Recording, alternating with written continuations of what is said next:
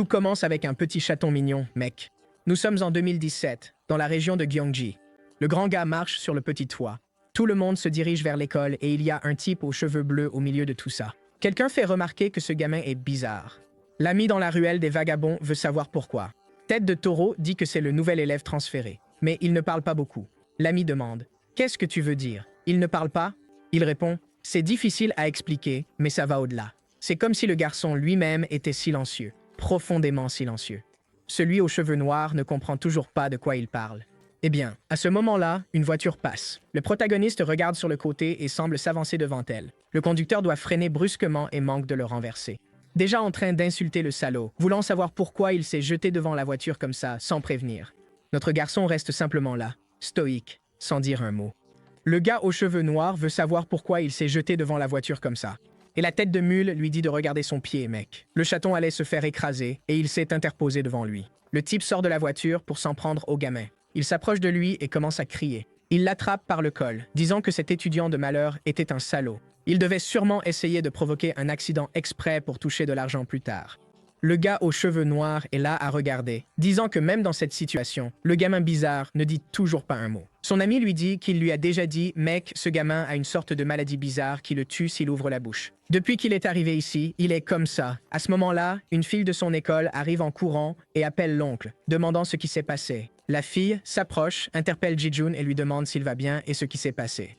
Le vieux dit que ce gamin bizarre s'est jeté devant la voiture. C'était une stratégie très évidente pour soutirer de l'argent aux autres. La fille regarde notre garçon et dit qu'elle pense qu'il devait avoir une raison. Puis elle commence à s'incliner, disant qu'elle s'excuse en son nom et demande de le laisser partir juste cette fois. Elle brille en suppliant et le gars dit d'accord. Mais il n'y aurait pas de deuxième fois.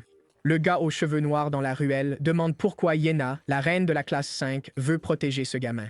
L'autre qui tient le chat dit que c'est peut-être parce qu'ils sont dans la même classe.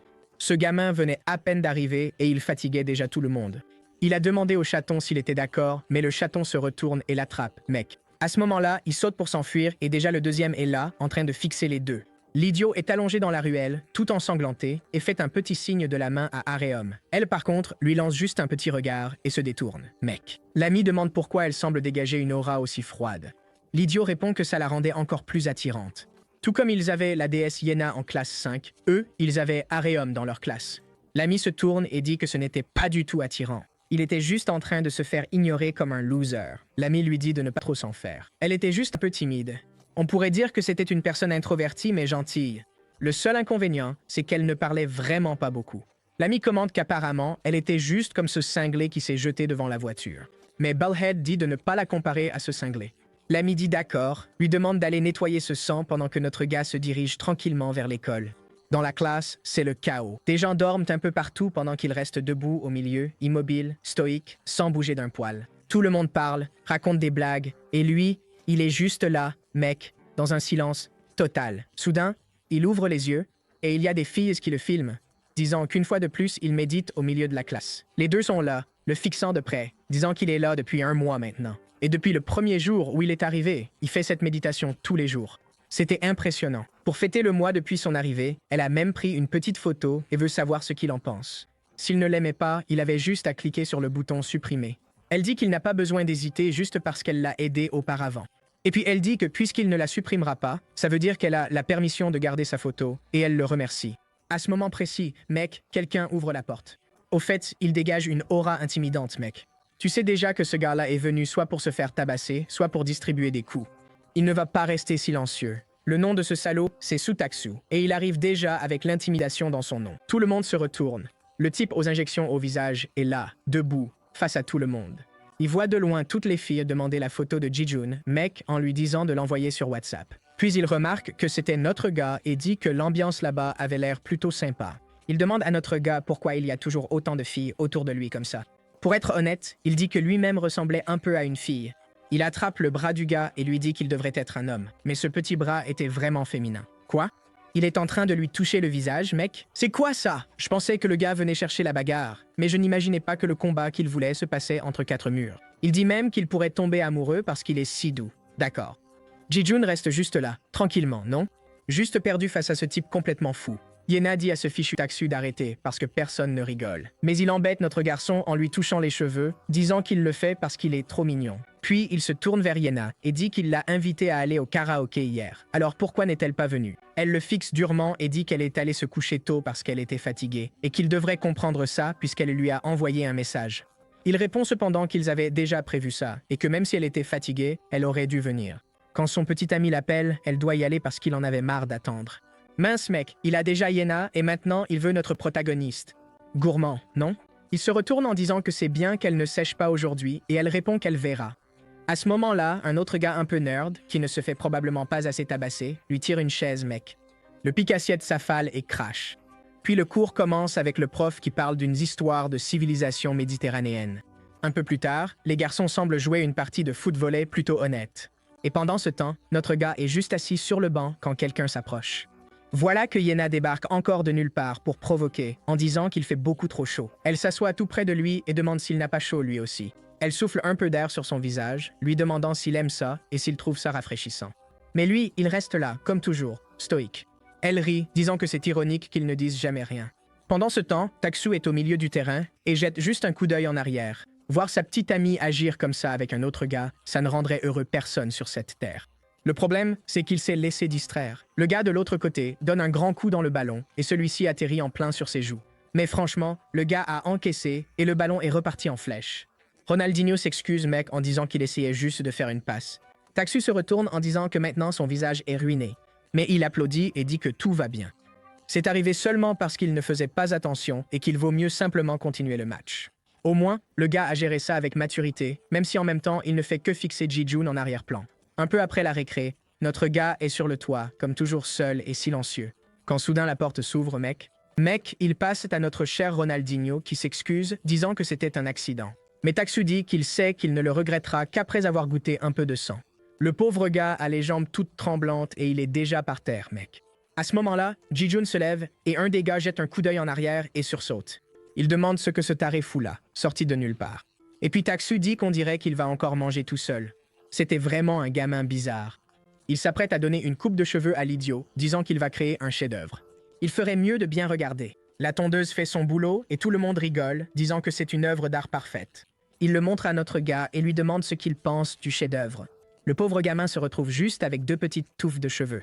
Tout le monde est plié de rire pendant que le gars veut savoir ce que Ji-Jun en pense. Évidemment, il ne dit rien, et Taksu veut savoir pourquoi il ne rit pas. Puis il s'approche et dit que, pour qu'un chef-d'œuvre soit parfait, il fallait le regard du modèle. Et en regardant le garçon, il était sûr qu'il serait parfait pour ça. Peut-être qu'il était temps pour lui aussi de créer un chef-d'œuvre, là, tout de suite. La tondeuse s'approche et il demande s'il n'en veut pas. S'il n'en veut pas, il n'a qu'à dire non, mais s'il ne dit rien, ça veut dire oui.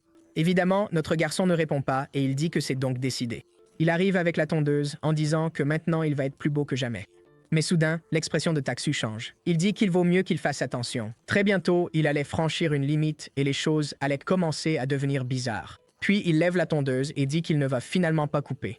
Il sait que s'il rase la tête du gamin, les filles vont lui tomber dessus. Alors il se retourne et dit à tout le monde de partir. Pendant ce temps, le pauvre gars reste là avec seulement 2 petites touffes de cheveux. Il prend son téléphone pour regarder et voit le désastre qui reste. Il prend une petite photo en disant qu'il va laisser une preuve, mais il est furieux que ces salauds auraient au moins pu finir le travail au lieu de laisser ses touffes. Soudain, il se retourne, se lève et demande pourquoi Ji-Jun ne rit pas. Pour être honnête, lui aussi trouve ça drôle, alors il peut bien éclater de rire. Mais Ji-Jun reste là, stoïque. Le gars dit qu'il est vraiment différent des autres. Si c'était lui assis sur ce banc et qu'il voyait quelqu'un avec cette coupe de cheveux, il mourrait de rire. Il s'éloigne en disant qu'il est reconnaissant que notre garçon ne se moque pas de lui en face. À la sortie de l'école, il pleut et tout le monde attend sous l'entrée que la pluie passe, se demandant s'ils vont rentrer chez eux trempés. Certains à l'avant courent dehors tandis qu'Arium a son petit parapluie. Elle jette un coup d'œil sur le côté et voit Ji-Jun marcher calmement sous la pluie comme s'il faisait beau. Soudain, quelqu'un l'appelle. C'est la petite tête de mule qui arrive en disant que Taksu veut lui parler et qu'il vaut mieux qu'il vienne. Juste après, les 4 sont là à l'attendre. Taksu dit déjà qu'il avait hâte de voir le grand gars populaire de la classe. Il était vraiment encore beau, même après avoir été trempé par la pluie. Ce type, franchement, je ne sais pas s'il veut se battre ou s'il veut... Laisse tomber! À ce moment-là, Yona se retourne et demande pourquoi il a appelé Ji-Jun ici. Taksu, cependant, lui dit de se calmer. Il veut juste vérifier quelque chose. Puis il jette son téléphone par terre et demande s'il a vu ça. Il veut savoir pourquoi le visage de notre garçon est le fond d'écran du téléphone de sa copine. Devine ce que Ji-Jun a fait? Rien du tout, mec. Il est juste resté là, silencieux, à fixer Taksu, qui dit qu'il ne sait pas s'il est mesquin, mais qu'il veut comprendre cette situation. Pour être honnête, ce Taksu, à part sa coupe de cheveux, c'est le harceleur le plus cool jusqu'à présent, mec. Il a pris un ballon de foot en pleine figure. Il n'a pas fait grand-chose. Il s'est juste contenté de complimenter le physique de notre gars. Et en réalité, celle qui cause tout ça, c'est Yeona, qui continue de flirter avec notre garçon alors qu'elle a déjà un petit ami. Et elle dit même à Taksu qu'elle l'utilise seulement comme fond d'écran parce qu'il a une bonne vibe. Le gars, évidemment perdu, demande si c'est vraiment juste ça. Yeona s'approche de notre garçon, le prend par le bras et lui dit de partir, que ça ne le concerne pas. Elle lui dit qu'elle le verrait à l'école demain, donc il valait mieux qu'il parte. Puis Taksu demande pourquoi cette garce prend le parti de ce foutu salaud. Elle flirtait même devant lui. Elle se retourne, disant que c'est lui le perdant et qu'il doit arrêter de dépasser les limites. Bon sang, je retire ce que j'ai dit. Taksu lui a mis une grosse gifle en plein visage. Mon Dieu. La fille a tourné sur elle-même à 381 degrés et il y a même eu du sang sur le visage de Ji-Jun. Mec, à ce moment-là, il a ressenti quelque chose d'étrange à l'intérieur. Et Taksu demande pourquoi cette foutue fille prend le parti de ce gamin devant son propre petit ami. Puis il s'approche de notre gars et dit qu'on dirait qu'il sait déjà que toutes les filles l'aiment bien. Il veut savoir si, par hasard, il s'intéresse à Yeona. Après tout, elle était plutôt mignonne, même si elle avait mauvais caractère. Si Ji-Jun était honnête et disait ce qu'il voulait, il la donnerait même au gamin. Il est sûr qu'il doit vraiment être à fond sur elle, alors il n'a qu'à l'avouer. Yeona, toujours par terre, se moque de toute cette histoire de petit ami et petite amie. Elle n'était pas avec quelqu'un qui organise des fêtes, achète des boissons à d'autres filles et fait encore des paris sur les réseaux sociaux. Il se retourne furieux en disant qu'il s'est déjà excusé pour ce foutu bazar. Ce sont ses amis qui ont invité et organisé cette situation. Il n'était responsable de rien de tout ça. Yeona dit que peu importe, il ne méritait plus d'être son petit ami, donc c'est fini. Mec, mais ensuite, il lui a mis un coup à la Ronaldinho, en plein dans le ventre. Même Ji-Jun a ressenti la pression de l'impact. Mec, la pauvre fille tremble de tout son corps. Toute tordue, Yeona dit que c'est vraiment fini entre eux deux, qu'elle devait être folle d'avoir jamais sorti avec lui. Mais lui, il l'attrape juste par le col et lui demande qui lui a donné la permission de rompre avec lui. Ok, si c'est comme ça, très bien. Mais elle répond simplement qu'elle s'en fiche. S'il veut la frapper à nouveau, il peut y aller. Il dit très bien alors qu'ils allaient régler ça tout de suite. Mais quand il s'apprête à la frapper, mec, son bras est bloqué. Ji-Jun avait lancé son épaule dessus et Taksu veut savoir ce qu'il croit faire. On dirait bien que Ji-Jun s'intéressait vraiment à elle. Il s'apprête à frapper, disant qu'il l'avait déjà prévenu de ne pas dépasser les limites. Et là, le coup de poing atterrit en plein sur sa joue. Je pensais qu'il allait esquiver, qu'il allait faire un truc épique. Mais Taksu dit qu'il n'a aucune chance. Dans la tête de notre gars, il se souvient d'une fille blonde qui lui dit de reprendre ses esprits. Il reprend ses esprits, plante ses pieds au sol et parvient à rester debout. Taksu, lui, s'apprête à en remettre une, voulant savoir comment ce salaud a pu encaisser ça. Puisque c'est comme ça, il ne retiendrait plus ses coups. Et là, il le frappe en plein plexus solaire, le genre de coup qui met n'importe qui KO, et je pense que ça a fait mal. Ou peut-être pas, parce que Ji-Jun le fixe simplement, froidement. Taksu s'apprête à en balancer un autre en lui disant de crever. Mais cette fois, Ji-Jun esquive et lui en place un net sur la mâchoire, pas un endroit difficile à toucher. Celui-là l'a fait tourner 3 fois sur lui-même et il s'est écrasé la tête la première sur l'asphalte. Les amis sont sur le côté, appelant Taksu tandis que Yeona a l'air choquée, demandant ce que fait Ji-Jun. Eh bien, il se défend, non, ma grande? L'idiot se relève, déjà en train de recracher une dent, puis il prend un coup de pied sec au menton. Les amis essaient d'intervenir, disant qu'il doit vraiment chercher à se faire tabasser. Mais franchement, si même le personnage secondaire principal avec un nom n'a aucune chance, ces pauvres gars se contentent d'esquiver et de se prendre des coups dans la mâchoire. L'un d'eux attrape une barre de métal pour le frapper à la tête, mais il se prend un coup de pied tournant en pleine poitrine. Un de plus au sol. Tête de bœuf reste juste plantée là. Ce type n'a encore rien fait jusqu'à présent, pendant que Taksu veut juste savoir ce que diable est Ji-Jun au juste. Il est juste là, mec, debout sous la pluie, à fixer comme un démon, et il en prend encore un en pleine figure. Le pauvre type gémit, mais il s'en prend un autre, mec. Les coups pleuvent, jusqu'à ce que Yeona vienne l'arrêter, disant que s'il continue, le gars va y passer. Il hésite une seconde, la foudre frappe, et il se relève en mode ultra stylé. Mec, il a carrément une tête de psychopathe. Yeona l'appelle encore, mais mec, il enfile juste son sac à dos et s'en va. Bouled et la fille restent là à se demander ce qu'il est vraiment. L'histoire raconte que certaines personnes pouvaient le ressentir. Derrière le silence de Ji-Jun se cachait une profonde obscurité. Ensuite, on revient un peu en arrière au moment où Bullhead a appelé notre gars. Arium avait tout entendu et l'a vu se faire emmener dans la ruelle. Elle a trouvé ça louche, mec, et a décidé de suivre. Petite fouineuse curieuse. Elle a jeté un coup d'œil et quand elle est arrivée, tout ce qu'elle a entendu, c'est notre gars en train de distribuer des coups de menton à tout le monde. De loin, elle pouvait entendre les os craquer, mec, jusqu'à ce que quelque chose s'approche. Quelqu'un a posé une main sur le mur. C'était notre gars, tout ensanglanté. Il a jeté un regard sur le côté et l'a vu caché là. Elle lança un petit regard sous le parapluie. Tremblante, elle lui offre son petit parapluie. Mais il lui lance ce regard classique, se retourne et s'en va, mec. Je l'ai laissé sous la pluie comme un idiot. Le lendemain, journée ensoleillée. Les enfants de la classe se demandent où sont le joli garçon et Taksu. Pourquoi ont-ils tous les deux sauté? Les filles se plaignaient déjà, disant que l'endroit semblait trop vide sans Jae-yoon. Pendant ce temps, Yona, oui, elle sait que c'est de sa faute si les choses ont tourné ainsi. Puis la scène se déplace sous un pont. Un gars dit qu'il ne sait même pas quoi penser. Depuis qu'il est parti, il boit et fait la fête comme un fou. Mais maintenant, ils disent qu'il a fini à l'hôpital. Comment ça a du sens? Il dit au gamin de parler franchement, quel est son état? Bullhead dit que son visage est couvert de fractures et qu'il va rester à l'hôpital un bon moment. Il a même demandé à ce que personne ne vienne le voir parce que c'est trop embarrassant. Le gars demande combien se sont fait tabasser et il répond 4 personnes. Ce gars avec les piercings, c'est Kang Do-il. Il dit qu'il est sûr qu'il n'y a aucune chance que Taksu perde physiquement, alors qui diable est cette personne? Bullhead explique que c'est un gamin mystérieux nommé Jae-yoon, un élève transféré qui ne parle pas beaucoup, donc ils ne savent pas grand-chose sur lui non plus. Le gars en colère demande s'il est sérieux en disant qu'ils se sont fait tabasser par un inconnu. C'est la honte. Aussitôt, le gros type l'attrape par le cou et lui demande pourquoi son visage est intact si tout le monde s'est fait tabasser. Le pauvre, tremblant, dit que c'est parce qu'il pensait que 5 contre 1 serait trop injuste. Il pensait qu'à 4, il gagnerait. Le gars le plaque contre le mur et dit qu'il invente des histoires. Ensuite, Kang veut savoir de quelle école vient ce gamin. Bullhead répond que personne ne sait. Jusqu'à aujourd'hui, il n'a même jamais entendu la voix de ce gars. C'est comme un muet. Il se prend encore une claque sur la tête, traité d'inutile. Le gros lui ordonne alors de décrire à quoi il ressemble. Tu ferais mieux de donner des détails qui permettent de l'identifier facilement visuellement. C'est parti. Tu sais déjà, non? Le gars rougit, dit qu'il ne veut pas l'admettre, mais bon, c'est un beau gosse, comme un mannequin. Il était assez beau pour que toutes les filles parlent de lui. En plus de ça, il avait l'air de venir d'une famille riche. Sans parler de son charisme et de ses beaux yeux. Le gars lui tape dans le dos, lui demandant ce qu'il se passe entre eux deux et s'il est tombé amoureux. Pendant ce temps, Kang s'intéresse à un gars qui vient d'arriver, qui est extrêmement silencieux et qui a tabassé Taksu. Charismatique, beau gosse et en plus un bon bagarreur. C'est une combinaison rare.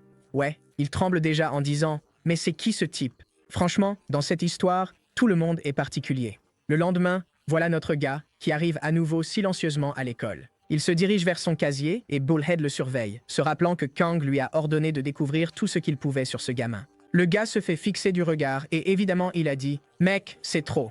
Mais maintenant, il se demande pourquoi il a accepté un truc pareil. Au moment où Jae-yoon ouvre son casier, il voit un téléphone à l'intérieur. Un souvenir lui revient en tête, mec. Il le regarde, le prend et voit qu'il y a un message de félicitations. Quelqu'un lui dit qu'il a reçu un téléphone gratuit. Il était vieux, mais au moins, il pouvait installer WhatsApp, Facebook et discuter. La personne dit qu'elle écoutera n'importe quel problème qu'il voudra partager et lui demande d'envoyer un message bientôt. Il regarde autour de lui et Bullhead se cache, se demandant s'il a été découvert. Mais Jae-yoon regarde de l'autre côté et devine qui se tient là avec un petit téléphone à la main. Hein? Rien qu'à ses cheveux, tu vois? Ouais, elle est clairement amoureuse. Il regarde l'écran pendant qu'elle reste là, rouge comme une tomate, attendant que le garçon lui envoie un message. Bullhead se demande ce qu'il va faire, puis Jae-yoon pose simplement le téléphone sur le casier et s'en va, mec. Le gars se précipite, l'attrape pour vérifier et voit que c'est un vieux modèle. Ce n'était clairement pas lui. Il est un peu perdu, se demandant pourquoi Jae-yoon l'a jeté et pourquoi il n'était pas verrouillé. Mais soudain, quelqu'un le bouscule violemment à l'épaule, mec, et il se cogne le visage contre le casier. La fille attrape le téléphone et disparaît. Le pauvre gars est tout déboussolé, essayant de comprendre qui était cette fille folle. Pendant ce temps, l'une des amies de Yeona raconte que sa tante a un caniche qui a eu un bébé et qu'il est trop mignon. Elle veut l'adopter. Mais clairement, Yeona n'écoute rien du tout. Son amie lui dit d'arrêter de rêvasser et de se concentrer. Gênée, elle affirme qu'elle est concentrée, mais l'autre la grille tout de suite, lui dit qu'elle ment, qu'elle pense à Jae-yoon, qui est encore absent. Rougissante, elle répond que non, elle ne pense pas à lui comme ça tout le temps. Mais à ce moment-là, le visage de son ami devient soudainement rouge aussi, en criant le nom de Jae-yoon. Le voilà, le bad boy debout juste devant elle, sérieux. Un seul regard de sa part et Yeona est déjà figée sur place, ne sachant pas quoi dire. Elle confie tout à son ami, lui dit d'attendre là et court vers lui. Sortie de nulle part, elle saute sur lui et lui fait un câlin, mec. Tout le monde autour est un peu perdu, pendant que Yeona pleure déjà, disant qu'elle s'est vraiment inquiétée pour lui et lui demandant s'il va bien. Il l'avait sauvé, et c'était quelque chose qu'elle n'oublierait jamais. Elle lui serait reconnaissante pour toujours. Bullhead est sur le côté, observant et voyant que c'est confirmé, les filles sont amoureuses de lui. Il décide de prendre une nouvelle note. Avec les informations qu'il a recueillies, il arrive en retard à l'école, la plupart des filles l'aiment et il ne parle toujours pas. Une autre journée d'école se termine et notre guest stoïque rentre chez lui à pied. Sur le chemin, il y a un type sur une moto, fumant une cigarette, qui le fixe. Tout de suite, il en est sûr, à voir son regard, ça ne peut être que le genre de salaud qui aime se faire remarquer. Il siffle, appelle celui avec des lunettes, qui monte sur la moto, mec, et les deux se dirigent vers notre garçon. Un de chaque côté l'encercle et demande s'il est ce gars, Jae-yoon. Notre garçon lance ce regard caractéristique, n'est-ce pas? Comme s'il allait répondre, hein? Et puis celui avec des lunettes dit exactement ça. Puisqu'il ne répond pas, ça doit être Jae-yoon. Le patron voulait avoir une petite conversation, donc ce serait mieux s'il montait sur la moto. L'autre demande s'il a déjà entendu parler de Kang Doyle du lycée High-soon, soi-disant dans le top 3 dès son entrée en deuxième année. Il n'y a pas un seul salaud dans cette ville qui ne connaisse pas son nom. Et l'école d'où ils viennent, mec, ce n'est pas un endroit pour les losers comme celui où ils étudient maintenant. Et c'est ce même Kang qui veut le rencontrer, alors il ferait bien de monter. Mais le garçon ne fait rien. Le type lui dit d'arrêter d'avoir peur. On ne l'appelait pas pour se faire tabasser, c'était juste pour monter. C'était encore une invitation amicale. Celui avec les cours lui demande s'il est sourd aussi, et lui dit encore de monter derrière. Ces types donnent l'impression de vouloir se rapprocher un peu trop de Jae-yoon. Notre garçon commence à se détourner, et le type attrape son sac à dos, lui demandant s'il va vraiment insister. On dirait qu'ils vont devoir lui casser les deux jambes pour qu'il bouge. Mais Jae-yoon lui lance ce petit regard, et le gars lâche le sac à dos et s'éloigne comme s'il s'en fichait complètement. Le mec laisse tomber le sac à dos, disant que ce salaud est un taré, et les deux font vers la moto, se dirigeant vers lui. Mais il était déjà entré dans la ruelle, et le premier gars essaye de faire une manœuvre et se cogne l'épaule contre le mur. L'autre s'en sort un peu mieux, mec. Mais Jae-yoon était déjà en train de monter les escaliers, et le salaud fonce sur lui. Sérieux, il monte vraiment l'escalier à moto? Jae-yoon, lui, donne juste un petit coup à un sac poubelle, mec, puis un coup de pied direct sur le menton du gars. Il envoie l'idiot valser avec la moto. Il s'écrase contre son pote, les deux dévalent les escaliers, la moto au sol, il manque de mourir, complètement démoli. Tout de suite, le type, toujours aussi déterminé, dit à l'autre de se relever et d'aller après ce salaud. Il commence à courir dans les escaliers. Mec, le gamin, c'est comme un fantôme. Tu le vois dans un coin, mais quand tu arrives, il a disparu. Puis tu regardes sur le côté, il descend les escaliers, mais quand tu attrapes l'épaule, c'est juste un autre type moche et bizarre. Le pauvre s'est même fait énerver l'autre et a pris une raclée gratuite, mec. Non loin de là, il y avait aussi Jason Batman, mec, les mains dans les poches, qui regardait les deux d'en haut, puis il se retourne et rentre chez lui. De retour sur le pont, les deux idiots baissent d'un ton, s'excusant. Kang demande si le salaud a refusé l'invitation, et les gars répondent que malheureusement, oui, il était plutôt sournois, mais qu'ils ont failli l'attraper. Le grand costaud tape du pied, voulant savoir comment il est possible que deux personnes n'aient pas réussi à ramener un seul gamin. Le gars, tout tordu, dit que c'est parce qu'ils se sont retrouvés coincés dans un labyrinthe sur un escalier et qu'ils ont fini par se perdre. Pendant ce temps, Kang dit simplement que plus il essaie d'attraper ce gamin, plus il le trouve intéressant. Il demande à Soo-min s'il a trouvé quelque chose. Voilà qu'il arrive avec ses notes, tout maladroit, disant qu'il a observé toute la journée, mais qu'il n'est pas sûr que ce soit utile. Kang jette un œil, en retard à l'école. Les filles l'aiment bien, et il ne parle pas, puis il le fixe du regard, lui demandant si c'est vraiment tout ce qu'il a réussi à faire. Le gars musclé demande si le salaud veut se faire tabasser, et le voilà en train de faire des pompes aussi. Kang dit alors de les laisser partir, mais il dit à Tête de Taureau qu'il lui donne une dernière chance d'amener ce gamin à la sortie arrière de l'école, qu'il ferait mieux de réussir au moins ça, et Daisy voulait s'assurer qu'il obéirait. Demain, ce gamin n'aurait pas le choix, il allait le rencontrer. Le gars répond simplement qu'il garantit que c'est réglé. Pendant ce temps, pauvre Tête de Taureau, il ne comprend pas pourquoi il se retrouve mêlé à tout ça alors qu'il ne sait même pas vraiment qui est Jae-yoon. Le lendemain, Tête de Taureau tient 2 jus de raisin et ses amis pensent qu'il les a achetés pour lui. Mais il se tourne simplement vers l'imbécile et dit qu'il n'achèterait jamais rien pour un idiot comme lui, c'est pour quelqu'un d'autre. Un ami demande pour qui c'est, et à ce moment-là, Tête de Taureau l'aperçoit de dos et s'accroche déjà à notre gars, saluant Jae-yoon et lui disant, comme toujours, qu'il a l'air incroyable. Voici une petite boisson pour l'aider à se détendre. Notre gars le fixe du regard, et Tête de Taureau lui dit qu'il se fait sûrement de fausses idées, qu'il n'est pas ami avec ces types de Kang ni avec aucun de ses gangs. C'est d'ailleurs pour ça qu'il est là, pour le remercier d'avoir réglé leur compte à ces types. Voir ces idiots se faire tabasser lui a fait plaisir, et c'est pour ça qu'il offre cette boisson. Mais Jae-yoon, comme toujours, l'ignore et s'en va. Tête de Taureau savait que ce ne serait pas aussi facile qu'il l'avait imaginé, mais d'une façon ou d'une autre, il devait amener ce gamin à l'arrière de l'école. Sinon, ce serait lui qui se ferait tabasser par Daisy.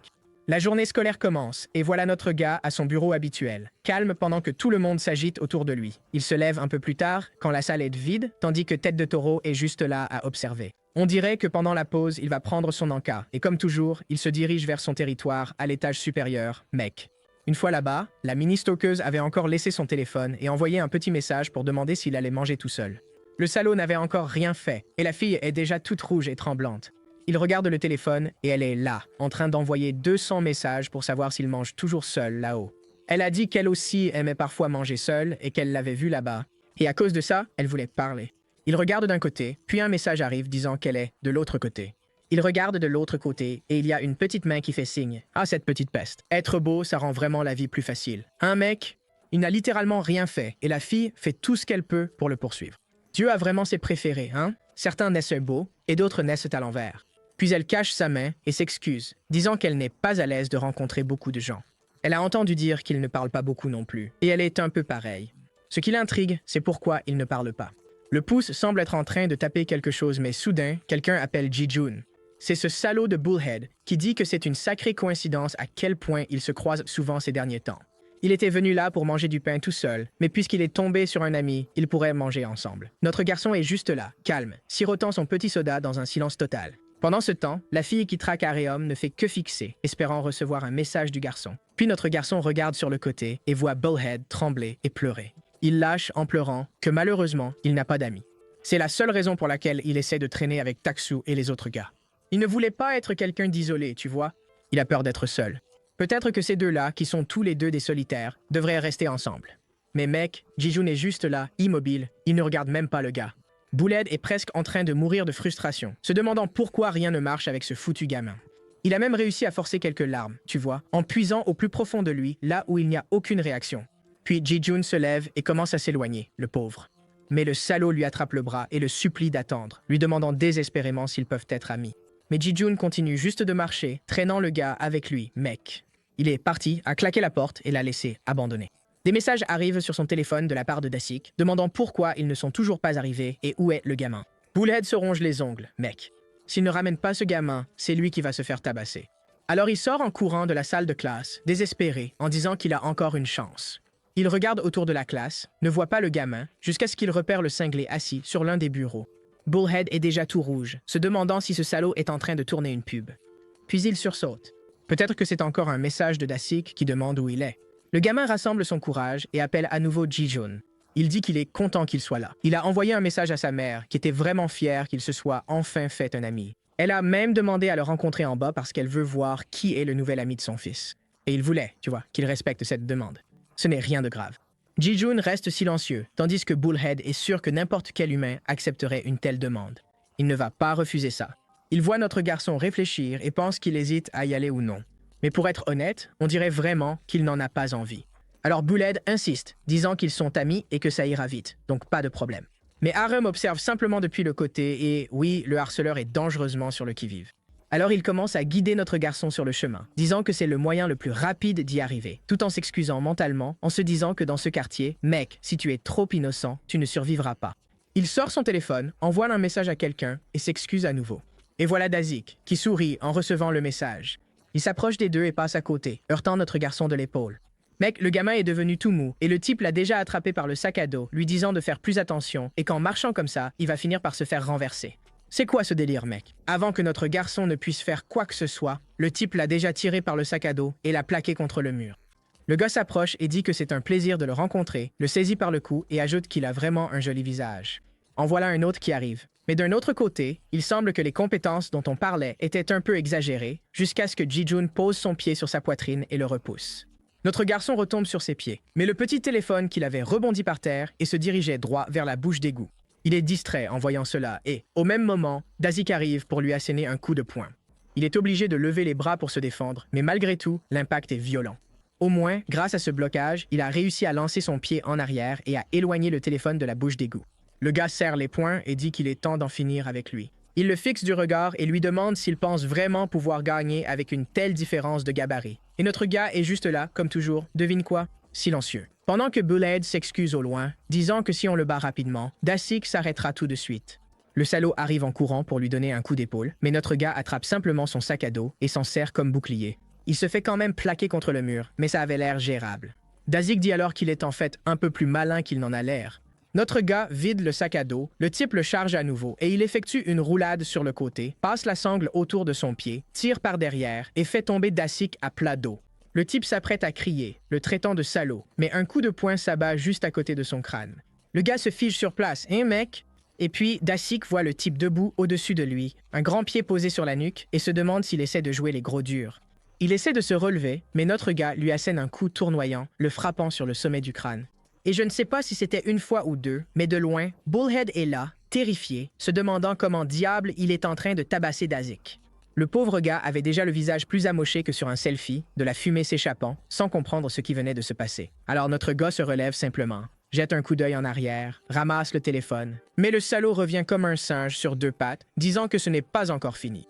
Notre gars se retourne pour essayer de se défendre, mais finit par faire tomber le téléphone. À ce moment-là, il le ramasse et dit qu'à première vue, ce truc a l'air important pour lui.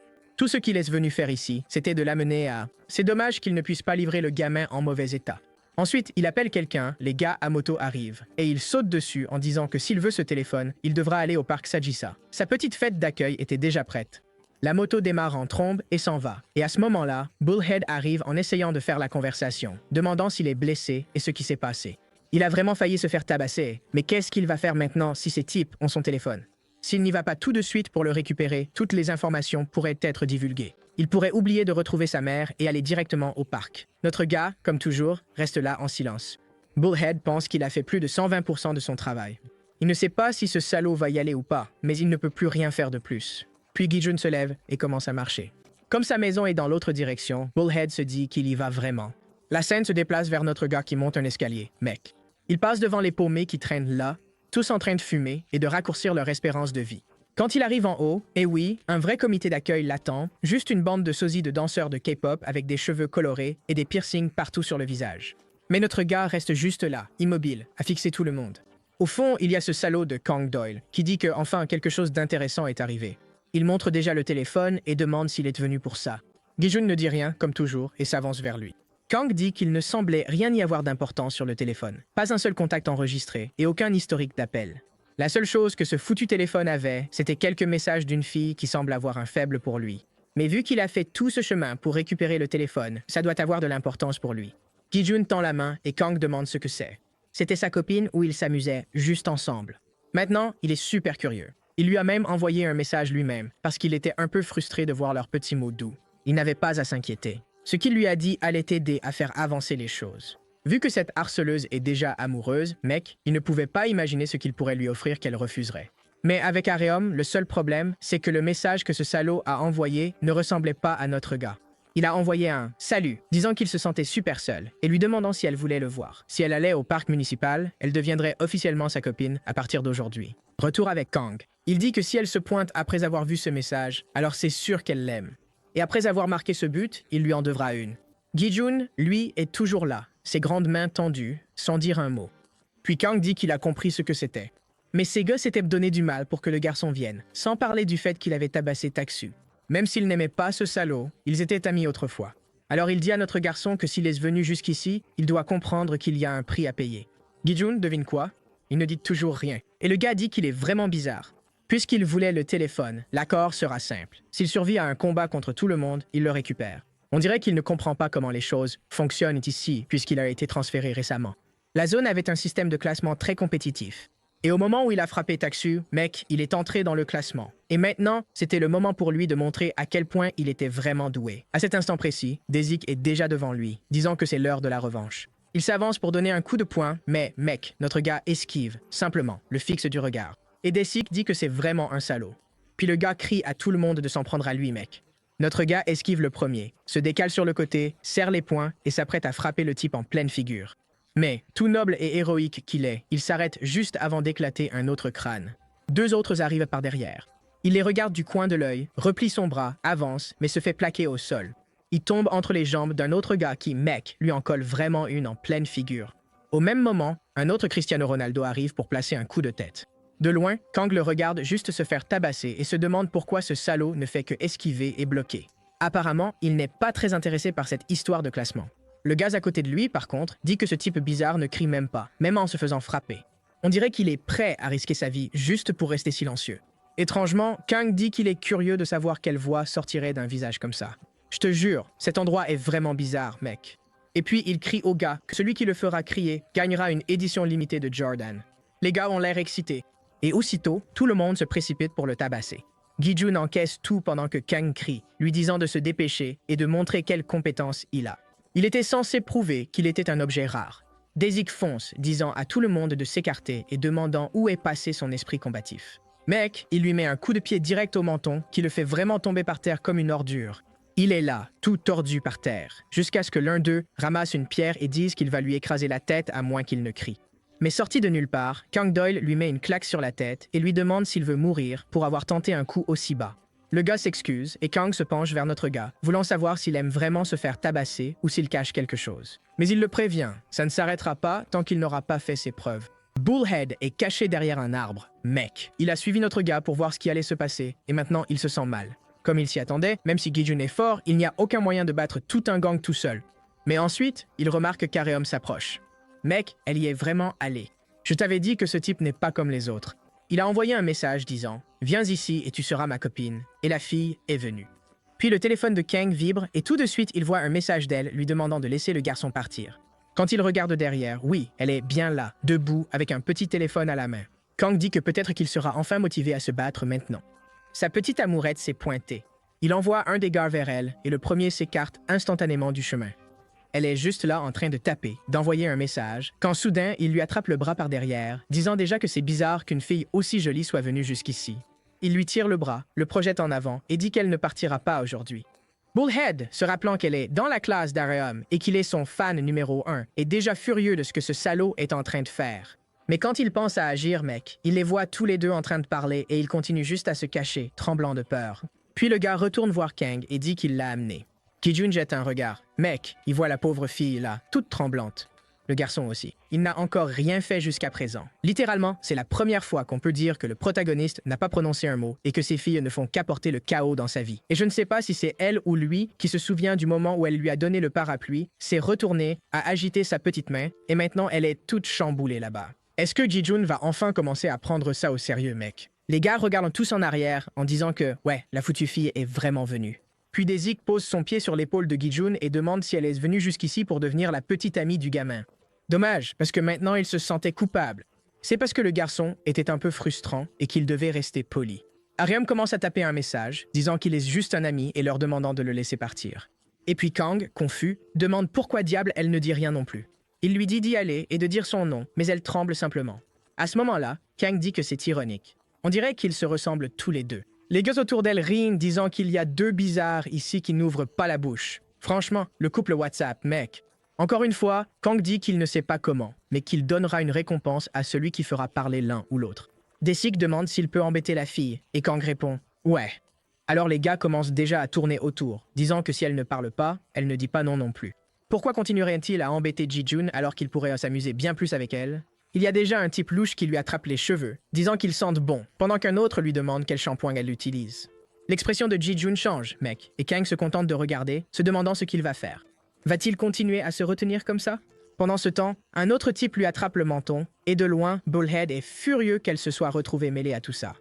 Étrangement, le type bizarre qui lui tient le visage demande ce qu'ils vont faire avec cette bouche. L'un d'eux lui dit de crier, et c'est à ce moment-là que Gi-jun esquive sur le côté et prend un coup directement sur le menton. Le gaz à côté de lui regarde, voit l'idiot tomber, et à la même seconde, il se prend un coup lui aussi. Le mec aux cheveux roses façon K-pop, lui, a ouvert la bouche et s'est fait frapper aussi. À ce moment-là, Kang se réjouit en disant que Gi-jun s'est enfin mis à se battre. Oh, Rum, quant à elle, reste là, figée, sans comprendre ce qui se passe. Le reste du groupe fonce, et notre gars esquive le premier coup de poing, attrape l'un par la jambe, s'apprête à le balancer, mais un autre le saisit sur le côté. Il l'attrape par les cheveux, le plaque au sol et lui met un coup de poing au visage. Un autre arrive pour donner un coup de pied, et il attrape la jambe, mec. Et à ce moment-là, Daisy arrive, pendant qu'un autre gars le supplie de lâcher la jambe, mec. Notre gars met un coup de pied dans la figure d'un type, saute vers Daisy, esquive le coup de poing, pose le pied sur sa cuisse et prend un coup de genou au menton. Mais même avant de tomber, bam, coup de pied tournant juste sous la mâchoire. Kang fait ça à l'arrière en disant qu'il était vraiment un cas rare. Mais mec, ce foutu Daisy a encaissé et l'a quand même attrapé par la poitrine, disant qu'il allait écraser ce loser. Mais Gi-jun lui a juste mis un double coup de coude en plein centre du crâne, mec, tout un enchaînement. C'est là que ce salaud s'est enfin fait plaquer au sol. Je pensais que les gars auraient peur, mais non. Ils ont foncé de nouveau et Gi-jun a dû continuer à esquiver, mec. Coup de poing à l'un, coup de pied à l'autre, pendant que Kang essaie de comprendre d'où sort ce gamin. C'était vraiment bien au-delà de ce que Kang avait imaginé. Puis le gars à la tête bleue au fond crie au salaud de se mettre à genoux, sinon la petite copine va prendre cher. Mais mec, quand Ji-Jun regarde, c'est comme s'il voyait quelque chose du passé. Apparemment, même quand il était petit, ce salaud avait déjà des filles à ses trousses et des ennuis qui le suivaient. La fille a pleuré, appelant son nom, et ça a réveillé quelque chose chez le garçon mec. Je pensais qu'il allait juste mettre une droite au gars, mais l'un fait un pas en avant et l'autre tremble. Ensuite, l'un essaie de dire quelque chose et il y a un gars qui arrive par derrière pour le frapper, mais ce type encaisse juste un coup de coude sans même être regardé. À ce moment-là, Ji-Jun fonce. Le gars dit de ne pas s'approcher, mais il se prend quand même un coup en pleine figure. Déjà à terre, et maintenant c'est exactement comme la scène du taxi, mec. Ji-Jun a craqué et s'est mis à enchaîner les coups de poing sur le visage du gars. Puis Kang, à l'arrière, dit « Ça suffit ». Il lui dit d'arrêter. Il montre le téléphone et lui dit de venir le prendre parce qu'il l'a bien mérité. Le seul prix à payer, c'est qu'il devrait rejoindre le groupe. C'est parce qu'il ne pouvait tout simplement pas résister à ce qu'il voulait. Franchement, quel petit méchant ce type, non? J'attends toujours le premier vrai méchant dans cette histoire. Notre gars se relève, s'avance les poings serrés, et Kang écarte les bras en disant que c'est fini, mec. Qu'est-ce qu'il croit faire? Il s'était déjà assez amusé, donc il n'y avait aucune raison de le regarder comme ça. Mais franchement, Ji-Jun lève juste le poing. Kang jette un coup d'œil et c'est lui qui prend une posture de combat, mec. Il ne laisse derrière lui qu'une image rémanente, fait un pas de côté et en place une directement sur le menton de Ji-Jun. Merde, je pensais qu'il allait se faire démolir par ces types ridicules. Notre gars s'écroule au sol et je ne sais pas s'il est conscient ou assommé, mais il est bien amoché. Ensuite, Kang s'approche et lui dit qu'il lui avait déjà dit d'arrêter. Il lui balance le téléphone sur la poitrine et lui dit de le prendre et d'arrêter de faire chier. Il appelle ses gars, tous amochés, et leur dit de partir, mec. La bande descend les escaliers et tout le monde se demande qui était ce salaud. Desick est encore en train de se masser la mâchoire, demandant si Kang veut vraiment recruter ce type bizarre qui ne parle même pas. Mais Kang n'écoute pas vraiment, parce qu'il a la lèvre en sang. Il était sûr d'avoir esquivé parfaitement, mais même avec le gamin complètement amoché, il a réagi assez vite pour lui fendre la lèvre.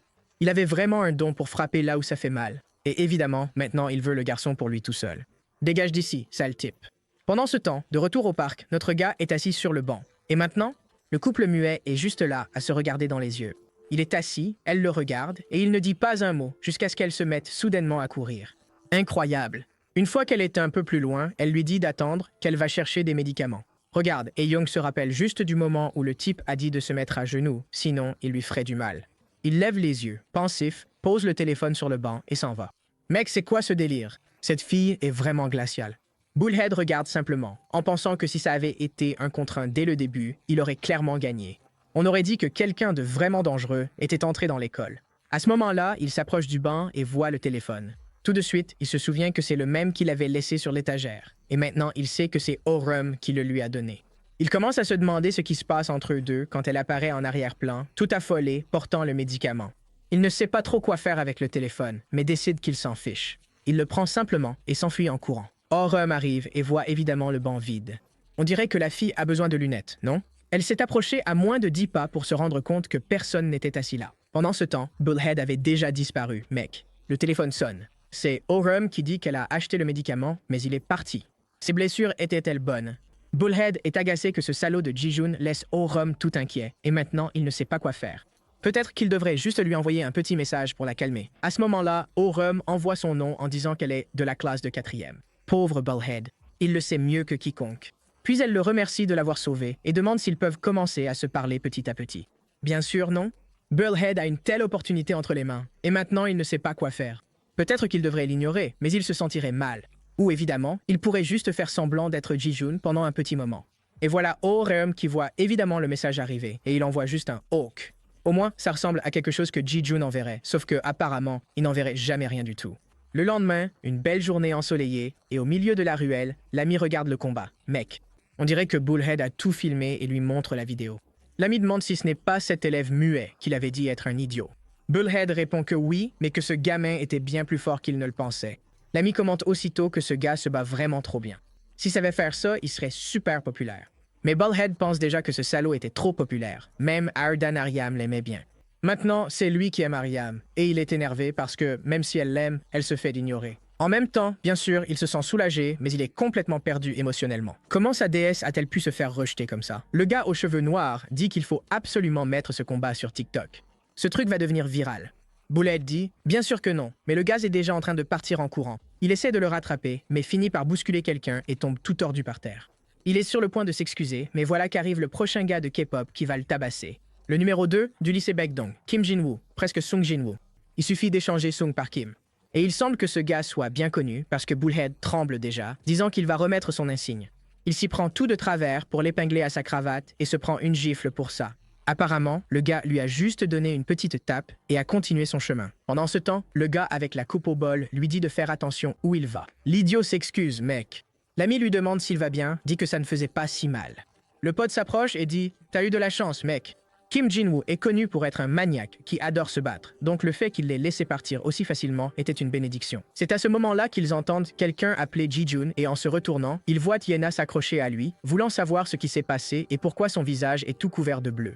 En voyant ça, Bullhead ne ressent que de la rage. Ce salaud était trop populaire. D'abord Aryam, maintenant Yena. Il ne comprend pas pourquoi ce foutu gars est l'élu des dieux. Puis sa déesse, en parlant d'elle, passe à côté. Il lui lance un petit salut, juste pour être complètement ignoré. À ce moment-là, il se dit que pour se rapprocher d'elle, il devra d'abord se rapprocher de Ji-jun. Pendant ce temps, l'ami est là avec son téléphone, en train de poster le combat de l'élève transféré sur TikTok. Peu de temps après, en classe, le petit chauve se fait encore gribouiller sur la tête. Le gars a dessiné un emoji sur son crâne, et en fait, ça avait l'air plutôt mignon. Il dit qu'au moins de ce côté-là, il a meilleure mine maintenant. Tout le monde éclate de rire pendant qu'il est assis là, réalisant que sa vie est un vrai désastre. Les gars disent même qu'à partir de maintenant, il va devoir marcher à reculons pour avoir plus de chance avec les filles. Et franchement, le pauvre n'avait pas le choix. Il se retrouve dans le couloir, à marcher à reculons jusqu'à ce qu'il arrive aux escaliers, et manque de tomber comme un idiot. Mais ça va, parce que Ji-jun arrive et le sauve, mec. Le gars le regarde et s'excuse. Maintenant que j'y pense, pourquoi ce salaud n'a-t-il pas encore coupé ses 2 petites mèches de cheveux? Il doit les aimer. Yena demande si Gumin va bien, et il répond que oui. Même elle éclate de rire en voyant ce qu'il a sur la tête. Il lui dit de ne pas rire, que c'est juste une blague entre eux. Elle se couvre la bouche en disant « D'accord alors », pendant que Ji-jun s'éloigne, mec. Le gars est ému en réalisant que notre pote ne se moque jamais de lui en face. Le lendemain, on se retrouve à la salle de sport et, mec, il y a toujours des gens qui se font tabasser ici. On dirait qu'un vrai 1 contre 1 est en train de se jouer. Tout le monde encourage et celui qui organise, c'est le Sung Jin-woo version Walmart, mec. Mais le gars commente que ça devient ennuyeux, on dirait qu'ils n'ont aucun talent. Puis un des gars lui tend un téléphone et lui dit de regarder. C'est un combat de fou. C'est une vidéo de l'élève transféré et on dirait qu'il a démoli plein de gens. Évidemment, la publication est déjà remplie de commentaires et Kim Jin-woo veut savoir si ce gamin vient vraiment de leur école. Il s'avère qu'il était plutôt doué. Les gars à côté de lui n'y croient même pas, disant que ça a l'air truqué, qu'il n'y a aucune chance qu'il batte autant de monde. Mais quand Jin-woo voit que l'uniforme est le même, il s'enthousiasme. C'était une occasion de gagner un tas de vues. Tout de suite, il appelle le groupe et demande qui ici connaît le nouvel élève transféré. Le type bizarre là-bas dit que c'est un gamin qui s'assoit dans la classe d'à côté, mais apparemment, il ne parle jamais. Jin-woo demande de quelle classe il s'agit et le gars répond « Classe 5 », mais l'avertit de faire attention car il y a une rumeur selon laquelle Tak-soo a été hospitalisé à cause de lui. De toute évidence, Jin-woo est déjà excité en entendant que le gamin a même battu Tak-soo. Il se tourne vers son ami et dit qu'ils doivent obtenir plus d'informations sur ce salaud. Pauvre chose. En voici un autre qui essaie d'obtenir des informations. Pendant la pause, les gars appellent Gumin pour aller manger quelque chose. À ce moment-là, notre garçon sort de la salle de classe et Gumin s'approche pour lui parler, disant qu'il a acheté un petit pain et voulait manger avec lui. Je pense qu'ils montent tous les deux à l'étage supérieur pendant que Gumin dit qu'il devrait me faire ça plus souvent. Mais quand ils arrivent, boum, il y a Bullhead qui dit qu'il les attendait. D'où sortent ces enfoirés, sérieusement? Qui sait? Mais maintenant, sorti de nulle part, il a une équipe avec lui. Bullhead veut savoir pourquoi Gumin traîne avec Ji-jun, et Gumin lui retourne la question. Les deux sont sur le point de commencer à se disputer, jusqu'à ce que Gumin se tourne vers Ji-jun pour lui dire de s'asseoir. Mais à ce moment-là, Bullhead voit le petit visage dessiné sur sa tête et, évidemment, éclate de rire, demandant déjà pourquoi il essaie de faire rire tout le monde. Le pauvre Gumin dit qu'il n'essaie de faire rire personne. Son corps était la preuve vivante, indéniable, que le harcèlement scolaire existait toujours. Il ne devrait pas éviter la vérité. Pendant qu'ils ont ce petit échange, Ji-jun est juste là, en train de manger calmement. Gumin demande à prendre une photo comme preuve et, juste au moment où Bullhead s'apprête à la prendre, son téléphone sonne. « Mec !» Un petit message d'Aryam. Aussitôt, il s'enfuit en courant, disant qu'ils peuvent manger là. Lui, il s'en va. Elle venait juste d'envoyer un « bonnes vacances », pendant que lui, tout embarrassé, répondait « Merci. Mon Dieu, mec. Ce n'était même pas pour toi. » Il a quand même répondu « Toi aussi. » Il a laissé la fille toute rouge. « Mec. » Mais le bonheur ne dure pas longtemps. À ce moment-là, la porte s'ouvre et un autre ennemi entre. Bullhead le reconnaît, c'est Jamin, et il veut savoir ce qu'il fait là. Mais le gars regarde directement Ji-jun et commande que les gens disent qu'il traîne tout seul pendant les pauses, et il semble que ce soit vrai. Il s'approche de lui montre une vidéo et lui demande si ce n'est pas lui. Bullhead voit que le fichu post TikTok de son ami est maintenant devenu viral. Gumin est choqué, ne comprenant pas ce qui se passe. Et Jamin dit déjà qu'il veut voir si les compétences du gamin sont à la hauteur des rumeurs, demande pourquoi il reste là sans rien faire, puis lance un coup de poing. Mais au lieu de le frapper, il le lance juste à côté de sa tête, demandant quand il va enfin réagir. Comme notre garçon ne réagit pas, il se prépare à en donner un vrai et dit que celui-là va mériter un like sur la vidéo. Ça aide Mamoru à créer du contenu encore plus croustillant pour ses spectateurs. Activez la petite cloche malicieuse, je me casse.